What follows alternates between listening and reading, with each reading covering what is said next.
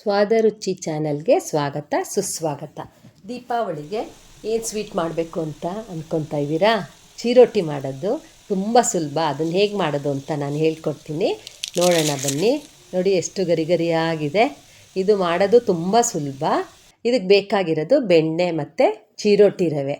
ನಾನು 2 ಕಪ್ಪು ಚಿರೋಟಿ ರವೆ ತೊಗೊಂಡಿದ್ದೀನಿ. ಅದಕ್ಕೆ 2 ಸ್ಪೂನಷ್ಟು ನಾನು ಬೆಣ್ಣೆ ತೊಗೊಂಡಿದ್ದೀನಿ. ಸಾಲ್ಟೆಡ್ ಬಟರೇ ತೊಗೊಂಡಿರೋದ್ರಿಂದ ನಾನು ಈ ರವೆಗೆ ಸಾಲ್ಟು ಆ್ಯಡ್ ಮಾಡ್ಕೊಳ್ತಾ ಇಲ್ಲ. ಒಂದು ಪಿಂಚ್ ಆಫ್ ಸಾಲ್ಟ್ ಆ್ಯಡ್ ಮಾಡಿಕೊಂಡ್ರೆ ರುಚಿಯಾಗಿರುತ್ತೆ ಅಂತ. ಸೊ ಈ ಬೆಣ್ಣೆನ ರವೆಗೆ ಹಾಕಿ ಚೆನ್ನಾಗಿ ಕಲಿಸ್ಕೋಬೇಕು. ರವೆ ಎಲ್ಲ ಮಾಯಿಸ್ಟ್ ಆಗಬೇಕು. ಆಮೇಲೆ ಅದಕ್ಕೆ ಎಷ್ಟು ಬೇಕೋ ಅಷ್ಟು ನೀರು ಹಾಕಿ ಚಪಾತಿ ಹಿಟ್ಟಿನದಕ್ಕೆ ಕಲಸಿ ಒಂದು 5 ಮಿನಿಟ್ಸು ರೆಸ್ಟಲ್ಲಿ ಇಡಬೇಕು.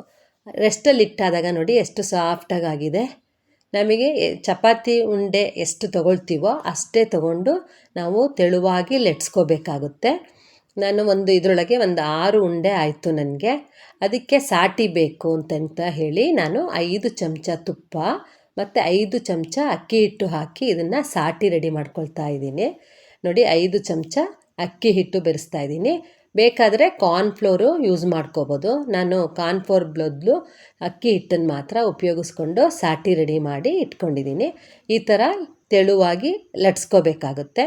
ಎಷ್ಟು ನಮಗೆ ಉಂಡೆಗಳಾಗಿರುತ್ತೋ ಅಷ್ಟೂ ನಾವು ಫಸ್ಟು ಲಟ್ಸಿ ರೆಡಿ ಮಾಡಿ ಇಟ್ಕೊಂಬಿಡಬೇಕು. ಆಮೇಲೆ ಒಂದೊಂದೇ ಲಟ್ಸಿರೋ ಅಂತಹ ಹಾಳೆಗಳಿಗೆ ಈ ಸಾಟಿನ ಹಚ್ಕೋಬೇಕಾಗುತ್ತೆ. ನೋಡಿ ಈ ಥರ ಫುಲ್ಲು ಎಲ್ಲ ಕಡೆನೂ ಸ್ಪ್ರೆಡ್ ಮಾಡಬೇಕು. ಅದರ ಮೇಲೆ ಮತ್ತೆ ಇನ್ನೊಂದು ನಾವು ಲಟ್ಸಿರೋ ಅಂಥ ಚಿರೋಟಿ ಹಿಟ್ಟಿನ ಮತ್ತೆ ಹಾಕಬೇಕಾಗುತ್ತೆ. ಹಾಗೆ 3ರಿಂದ 4 ಹಾಳೆಗಳನ್ನ ನಾನು ಹಾಕಿ ಫುಲ್ಲು ಲಟ್ಟಿಸಿ ಮತ್ತೆ ಅದನ್ನು ರೋಲ್ ಮಾಡಬೇಕು. ರೋಲ್ ಮಾಡ್ಕೊಳ್ಳೋದ್ರಿಂದ ನಿಮಗೆ ಮತ್ತೆ ಅದರೊಳಗಿರೋ ಪದರಗಳು ಚಿರೋಟಿನಲ್ಲಿ ತುಂಬ ಚೆನ್ನಾಗಿ ಬರುತ್ತೆ.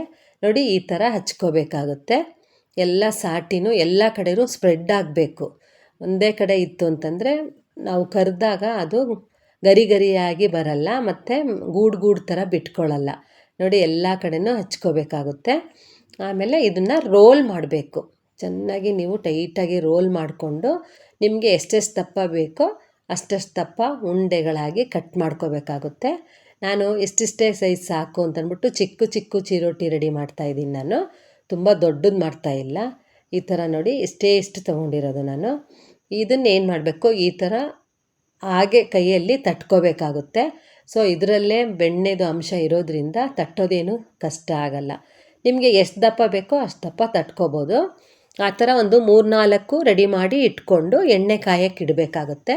ಇದಿಷ್ಟು ರೆಡಿ ಆಗೋ ಅಷ್ಟೊತ್ತಿಗೆ ಎಣ್ಣೆ ಕಾಯುತ್ತೆ.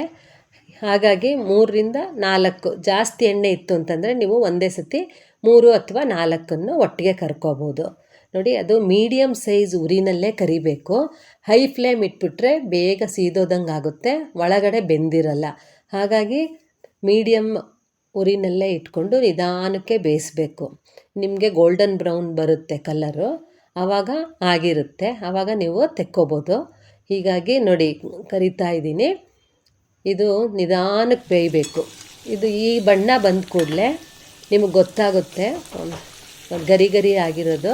ಹಾಗಾಗಿ ಆ ಟೈಮಲ್ಲಿ ನೀವು ಅದನ್ನು ತೆಕ್ಕೋಬೇಕಾಗುತ್ತೆ ಎಣ್ಣೆಯಿಂದ. ನೋಡಿ ಎಷ್ಟು ಪದರವಾಗಿ ಬಂದಿದೆ, ತುಂಬ ರುಚಿಯಾಗಿರುತ್ತೆ. ಆಮೇಲೆ ಈಸಿ ಕೂಡ, ಜಾಸ್ತಿ ಸಾಮಾನು ಏನೂ ಬೇಡ. ಇದಕ್ಕೆ ಬೇಕಾಗಿರೋದು ಚಿರೋಟಿ ರವೆ, ಬೆಣ್ಣೆ ಹಾಗೂ ಕರಿಯೋದಕ್ಕೆ ಎಣ್ಣೆ, ಸ್ವಲ್ಪ ಸಕ್ಕರೆ ಪುಡಿ ಮಾಡ್ಕೋಬೇಕಾದ್ರೆ 1-2 ಏಲಕ್ಕಿ ಬೆರೆಸ್ಕೊಂಡು ಪುಡಿ ಮಾಡಿಕೊಂಡ್ರೆ ಒಳ್ಳೆ ಫ್ಲೇವರು ತುಂಬ ಚೆನ್ನಾಗಿರುತ್ತೆ.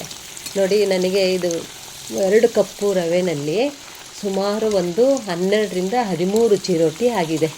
ಇಷ್ಟಿಷ್ಟು ಅಗಲ ಸೈಜ್ ಆಗಿದೆ. ನಿಧಾನಕ್ಕೆ ಕರಿಬೇಕಾಗುತ್ತೆ. ನೋಡಿ ಇದು ಟೈಮ್ ಏನು ಅಷ್ಟು ತಗೊಳ್ಳೋದೇ ಇಲ್ಲ. ನೋಡಿ ಎಷ್ಟು ಗರಿಯಾಗಿ ಗೋಲ್ಡನ್ ಬ್ರೌನ್ ಬಂದಿದೆ. ಇವಾಗ ಇದಕ್ಕೆ ನಾನು ಸಕ್ಕರೆ ಪುಡಿನ ಹಾಕ್ಕೊತಾ ಇದ್ದೀನಿ. ನೀವು ಫಸ್ಟೇ ಸಕ್ಕರೆ ಪುಡಿ ಹಾಕಿಟ್ಟು ಎತ್ತಿಟ್ಕೊಬಿಡ್ಬೋದು. ಇಲ್ಲ ಅಂತಂದರೆ ಸರ್ವ್ ಮಾಡಬೇಕಾದ್ರೆ ಬಾದಾಮಿ ಹಾಲು ಮಾಡಿಬಿಟ್ಟು ಇದಕ್ಕೆ ಒಂದು ಬೌಲಲ್ಲಿ ಇಟ್ಬಿಟ್ಟು ಬಾದಾಮಿ ಹಾಲು ಹಾಕಿನೂ ಕೊಡ್ಬೋದು. ನೋಡಿ ಎಷ್ಟು ಗರಿಯಾಗಿ ಬಂದಿದೆ. ನೋಡಿ ತುಂಬ ರುಚಿಯಾಗೂ ಇದೆ. ಹಾಗಾಗಿ ಮನೆಯಲ್ಲೇ ಮಾಡ್ಕೊಂಡು ತಿನ್ನೋದ್ರಿಂದ ಒಳ್ಳೆಯದಾಗುತ್ತೆ. Wish you happy Deepavali in advance.